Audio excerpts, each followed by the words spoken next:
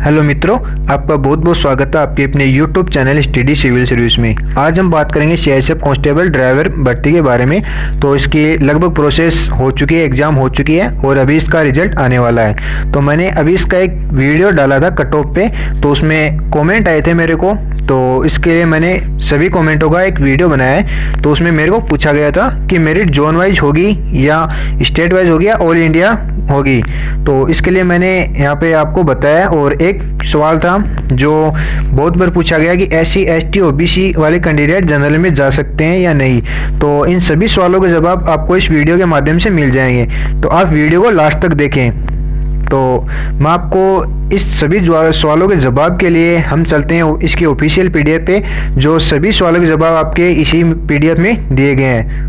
मित्रों, अगर आपने अभी तक हमारे चैनल को सब्सक्राइब नहीं किया है तो प्लीज़ सब्सक्राइब कर लें और फिर आपको इस प्रकार का एक बेल आइकन दिखेगा, उस पर क्लिक कर लें जिससे आपको सबसे पहले अपडेट मिल सके। तो चलिए मित्रों, आप सभी का डाउट क्लियर कर देते हैं। तो मैं अलग अलग कमेंट में नहीं बता सकता हूं कि किस प्रकार क्या होगा। तो इसमें यहाँ पे देखिए, इसका ऑफिशियल साइट का है। मैं यहाँ पे PDF लेके आपको इसमें गूगल ट्रांसलेट से ट्रांसलेट करके बताऊंगा कि आप इसमें OBC और SC ST जनरल में शामिल हो सकते हैं या नहीं हो सकते हैं, कट ऑफ जोन वाइज होगी, किस प्रकार होगी। तो संपूर्ण जानकारी हम इसमें वीडियो में आज देख लेंगे। तो अब मैं नीचे चल रहा हूँ इसमें। तो ऑफिशियल PDF में साफ साफ उन्होंने नोट दे रखा है, तो इसमें हम बात करेंगे आगे। देखिए, तो यहाँ पे आ गया है मेथड ऑफ सिलेक्शन। तो अब इसमें हम देखेंगे, तो मेरिट वाले अपने ऑप्शन पे चलेंगे। तो यहाँ पे रिटन टेस्ट का आ चुका है, मेडिकल का आ चुका है और ये आ गया यहाँ पे फाइनल मेरिट का। तो हम इस पेज को सिलेक्ट करेंगे और मैं आपको गूगल ट्रांसलेट में इसका ट्रांसलेट करके दिखाऊंगा। तो यहाँ से मैं सिलेक्ट कर रहा हूँ। तो देखिए मित्रों, आपको मैं पूरी संपूर्ण जानकारी आपको इसमें बता दूंगा। तो यहाँ से कॉपी कर लिया और हम चलते हैं गूगल ट्रांसलेट में। तो अब हम आ गए गूगल ट्रांसलेट में। तो देखिए मित्रों, तो मैं आपको अभी यहाँ पे हम गूगल ट्रांसलेट में है, तो मैं ये आप लोग देख सकते हो googletranslate.com। तो यहाँ पे मैं पेस्ट कर देता हूँ। तो ये देखिए, तो इसमें सबसे पहले जो मैं आपको नोट दिखा रहा हूँ, इसमें देखिए लिखित परीक्षा। एक सेकंड मित्रों, कलर चेंज कर लेता हूँ क्योंकि ये सेम कलर हो गया। तो इसमें दे रखा है, लिखित परीक्षा के पूरा होने के बाद उम्मीदवार द्वारा लिखित परीक्षा में प्राप्त कुल अंकों के आधार पर जनरल, SC ST और भूतपूर्व सैनिकों के श्रेणीवार मेरिट अलग से तैयार की जाएगी। मतलब पहले जनरल, फिर SC ST OBC, इस प्रकार यहाँ पे मेरिट तैयार की जाएगी। तो मतलब कि जनरल की पहले मेरिट तैयार होगी, तो इसमें SC ST OBC इन और भूतपूर्व सैनिकों इनकी इसमें लिया जाएगा। तो मतलब जनरल में आप जा सकते हैं, चूँकि 2 पदों के लिए 2 विकल्प उपलब्ध हैं। तो यहाँ पे 2 विकल्प हैं जो आप देख सकते हो, योग्यता अनुसार होगी। तो आगे मैं इसका सेलेक्ट करके दिखा देता हूँ। तो आगे हम बात करें, तो इसमें PDF में चलते हैं, ऑफिशियल PDF में।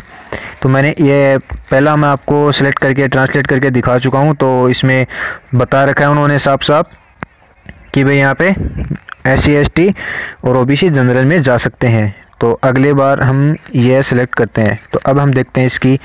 तो ये सेलेक्ट करके मैं आपको दिखा देता हूँ ट्रांसलेट करके। तो देखिए मित्रों, मैं आपको केवल ऑफिशियल PDF पे दिखा रहा हूँ क्योंकि मैं यहाँ पे कोई झूठा यहाँ पे नहीं लेके आ रहा हूँ।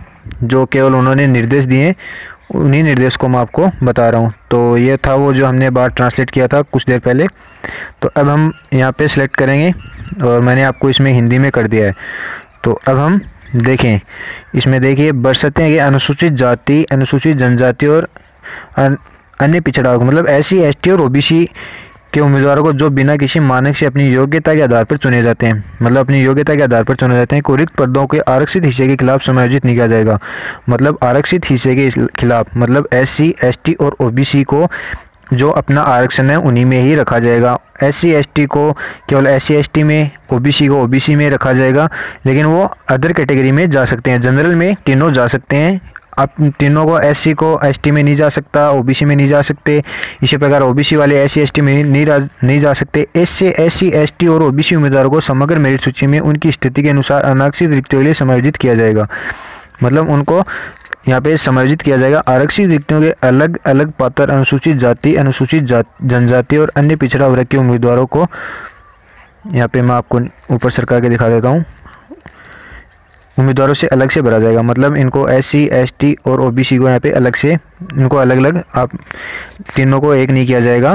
तो इसी प्रकार अनुसूचित जाति और अनुसूचित जनजाति में अन्य पिछड़ा वर्ग के उम्मीदवारों को शामिल करेंगे, मतलब कि उम्मीदवारों को शामिल करेंगे। तो इसमें यहाँ पे बता दे रखा है कि आपको दोबारा बता देता हूँ मैं कि आरक्षित रिक्तियों को अलग अलग पात्र अनुसूचित जाति, अनुसूचित जनजाति और अन्य पिछड़े वर्ग के उम्मीदवार से अलग से भरा जाएगा, जो इस प्रकार अनुसूचित जाति, अनुसूचित जनजाति और अन्य पिछड़ा वर्ग के उम्मीदवारों को शामिल करेंगे।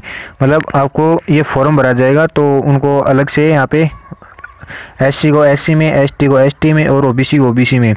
तो जैसे आपने फॉर्म लगाया होगा तो वहाँ पे आपका प्रमाण पत्र मांगा होगा, जो अनारक्षित श्रेणी की मेरिट सूची में अंतिम सामान्य उम्मीदवार की तुलना में मेरिट्स में कम है। मतलब केवल ये उन्हीं को रखा जाएगा। तो यहाँ पे साफ साफ उन्होंने बता दिया है।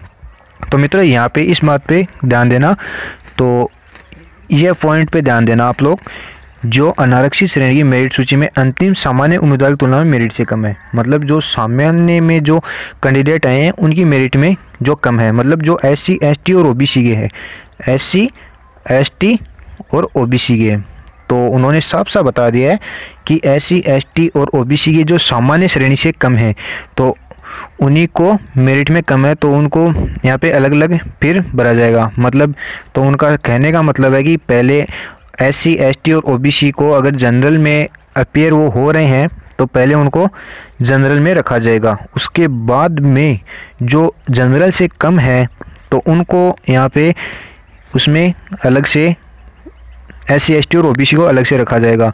तो आप लोगों को पता चल गया होगा मित्रों, तो ये बात पता चल गई होगी कि यहाँ पे इसमें इस प्रकार। तो हम आपको लास्ट लाइन आप लोग फिर से गौर कर लीजिएगा और ध्यान से आप लोग इसको पढ़िएगा, क्योंकि आप यहाँ से पढ़ोगे तो आपकी पूरी जानकारी समझ में आ जाएगी। आप वीडियो को पॉज करके और रोक करके भी आप देख सकते हो। तो इसमें मैं फिर से आपको बता रहा हूँ एक बार कि SC SC ST और OBC उम्मीदवार को समग्र मेरिट सूची में उनकी स्थिति के अनुसार रिक्तियों में समायोजित किया जाएगा। मतलब उन्होंने क्या कहा है कि SC ST और OBC को उनकी स्थिति के अनुसार यहाँ पे मेरिट लिस्ट में रखा जाएगा। आरक्षित रिक्तियों को अलग से पात्र, यहाँ पे मतलब आरक्षित अलग से पात्र अनुसूचित जनजाति अलग से भरा जाएगा। मतलब इनका जो अलग से यहाँ पे SC ST और OBC को अलग से यहाँ पे फॉर्म भरा था तो आपको अलग से मेरिट में रखा जाएगा। तो इस प्रकार अनुसूचित जाति और जनजाति अन्य पिछड़ा वर्ग को उम्मीदवार को शामिल, मतलब उनको अलग अलग यहाँ पे लिस्ट में शामिल करेंगे। तो उन्होंने क्या दिया इनसे, जो का मतलब जो यहाँ पे जो बात कही गई है तो वो किन के लिए है कि जो यहाँ पे अनारक्षित श्रेणी से कम है, अनारक्षित श्रेणी से कम मेरिट में जो कैंडिडेट हैं, ये बात उनके लिए की गई है। मतलब यहाँ पे साफ साफ उन्होंने निर्देश दे दिया है कि SC वाला, ST वाला और OBC वाला यहाँ पे जनरल में जा सकता है। ये थी हमारी इसके ऊपर बात। अगली बात हम देखते हैं कि अगली बात मैं आपको बता रहा हूँ कि वो थी हमारी कि यहाँ पे कट ऑफ किस प्रकार रखी जाएगी। तो यहाँ पे कट ऑफ की बात करें तो दोस्तों यहाँ पे दे रखा था, तो कट ऑफ, हाँ ये रही। तो कट ऑफ के बारे में तो मैंने आपको ये पहले भी सिलेक्ट करके दिखा दिया गया था कि उनके नंबर वाइज आपके दिखेंगे। तो सबसे पहले आपकी जिस प्रकार जोन वाइज इसमें कट ऑफ की कोई बात नहीं कही गई है, तो जिस प्रकार आपके मेरिट लिस्ट में मार्क होंगे उसी प्रकार आपको मिलेगा। तो यहाँ पे ये देखिए, यहाँ पे मिनिमम तो 35% और 33% रखा गया है, वो तो आपको पता है। लेकिन जिसके मार्क ज़्यादा होंगे पहले उसे यहाँ पे जॉब दी जाएगी। अगर इसके बाद अगर 2 कैंडिडेट या उससे ज़्यादा कैंडिडेट के मार्क इक्वल हैं तो उनको रखा जाएगा उनकी एज के आधार पे, फिर एज के आधार पे रखा जाएगा। अगर एज भी उनकी इक्वल है तो फिर उन्हें रखा जाएगा क्वालिफ़िकेशन के आधार पे। तो जिसकी ज़्यादा क्वालिफ़िकेशन होगी उस कैंडिडेट को यहाँ पे रखा जाएगा। तो ये थी हमारे जो कमेंट आए थे मेरे पास, उन सभी का सॉल्यूशन तो मैंने आपको बता दिया है। तो इसमें साफ साफ दिया गया है कि SC ST और OBC के जनरल में जा सकते हैं। और यहाँ पे कट ऑफ जोन वाइज की भी यहाँ पे कोई बात नहीं की गई है। तो कट ऑफ भी यहाँ पे सभी यहाँ पे ऑल इंडिया लेवल पे ही आपकी कट ऑफ आएगी। तो ऑल इंडिया लेवल पे कट ऑफ आएगी। तो उन्होंने कट ऑफ की अगर स्टेट जोन वाइज या स्टेट वाइज होती तो आपको इसमें साफ साफ निर्देश दे दिए होते। तो इसमें यहाँ पे सिलेक्शन में फाइनल सिलेक्शन में इसमें कोई भी इसमें नहीं दिया गया है। फाइनल मेरिट लिस्ट आपको मैंने जो बताई है पूरी बात फाइनल मेरिट लिस्ट की ही बात बताई है।